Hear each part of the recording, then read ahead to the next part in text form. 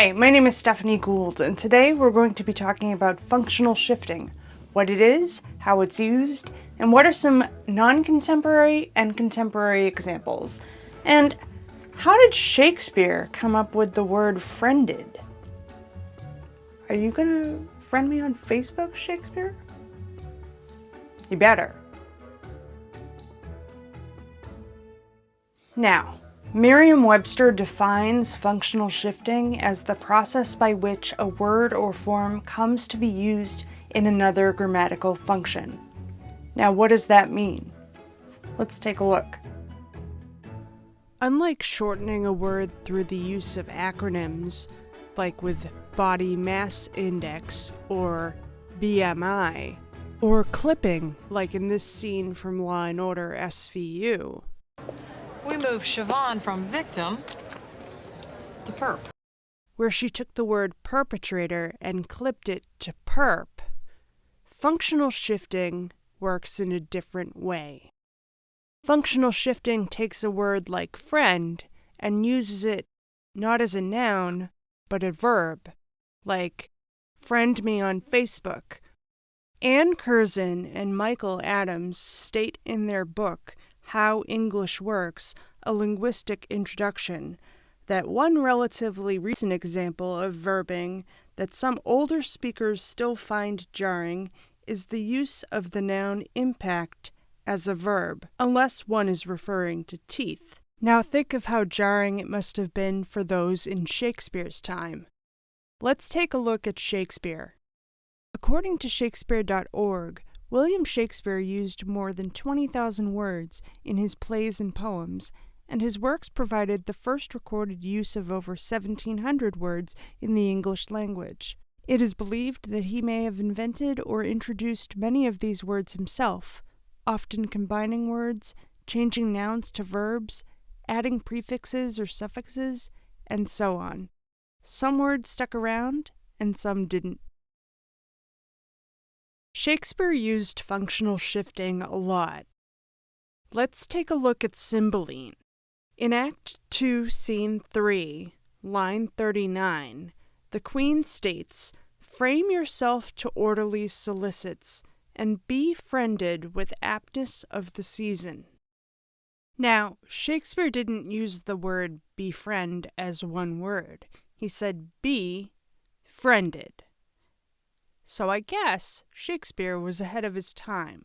Now let's take that a step further.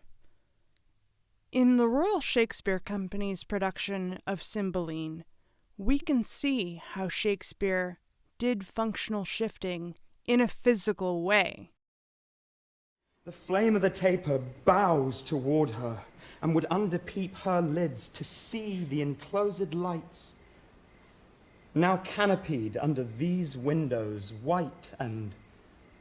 Iachimo physically puts himself over Imogen, as if he was a canopy, physically representing canopied in this action.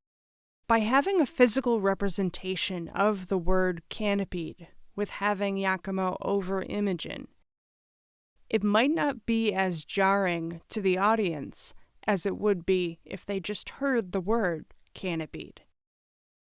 So how does this all relate to functional shifting in a modern sense? Let's look at some contemporary evidence. In this week's video that presented functional shifting, the narrator mentions functional shifting in a name and cites boycott. This can be used in the modern sense as well.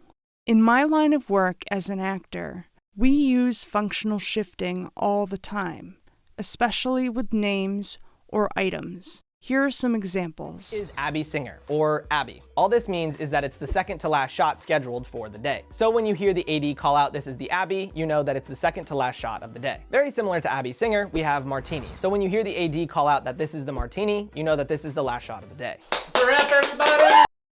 Abby Singer was a famous production manager, and the term Abby Singer was named after him because he would warn his cast and crew of the second to last shot of the day.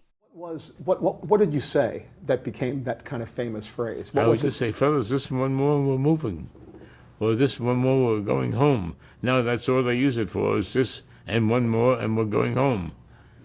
So that was a signal to the crew and cast that the day was ending? They'd start wrapping up and getting ready to get out, go home. Now let's bring it back to friended. Friend, a noun, going to friended, a verb. It is so ubiquitous in today's culture that it was briefly a series called God Friended Me on CBS. Take a look. People say that God has a plan for all of us. Well, I never believed that to be true. But then he friended me, and it kind of turned my life upside down. Not that I think it's God, but in these crazy times we live in, we owe it to ourselves to ask the tough questions. Wait a minute. You don't think Dad is behind this, do you? Really, Miles? He can't even use Netflix. I hope I was able to provide some insight into functional shifting. Thanks for watching.